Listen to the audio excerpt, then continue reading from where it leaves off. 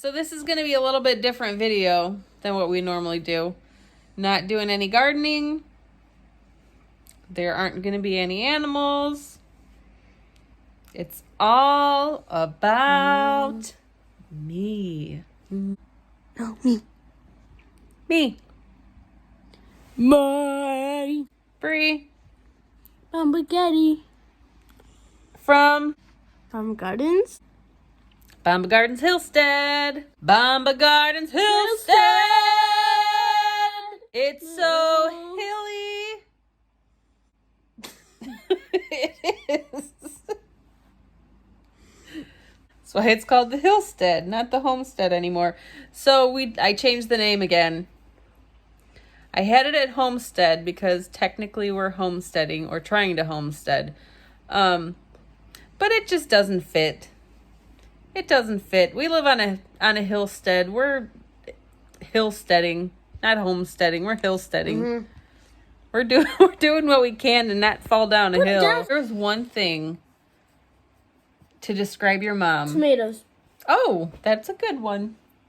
And I'm going to tell you a story about tomatoes. My love for tomatoes. One year I planted tomatoes.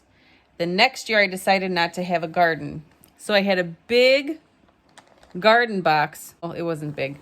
I had a garden box of weeds. It was a very warm fall and it was probably October, and I happened to go in my little garden box. I was looking for something, and all of a sudden I looked over and there was a tomato plant, and it wasn't just any tomato plant. It was a fully formed tomatoes on the vine tomato plant.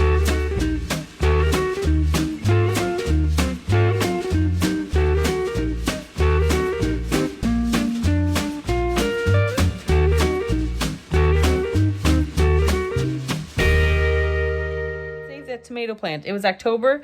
Obviously, I live in Indiana. Harvesting season was over. But we hadn't had a frost, and I was determined to figure out a way to ripen all of those green tomatoes. So I dove into YouTube. I dove into any resource I could find on how to ripen tomatoes quickly. And in doing that, I went down a YouTube hole of information, and I was actually going on a road trip to Georgia, all the way from Indiana. So what I did is I took those tomatoes and I put them on the dashboard, and those tomatoes drove with us all the way to Georgia on the dashboard with the hopes that the sunshine would be so much stronger down there that they would turn red, and eventually they did, and they tasted terrible, and I was so disappointed, but I learned so much, and I have been on a mission ever since to continue growing the perfect tomatoes. Last year I had 40 tomato plants. Oh, I'm still on a mission. Mama's always on a mission. You're never on 40.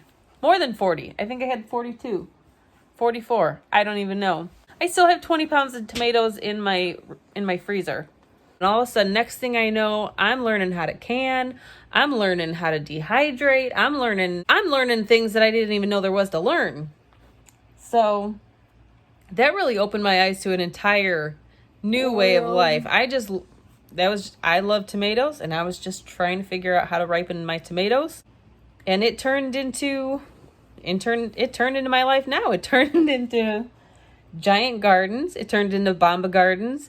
It turned into now I have chickens because I wanted to ripen tomatoes. Now I have chickens. What is the Bombagarden? The Bombagarden is my place of peace. It's my place. It's my sanctuary. It's my labor of love. It's my obsession. It's my, what else is it? It's where I go to hide from the kids because nobody wants to help me in there. Okay, that's it.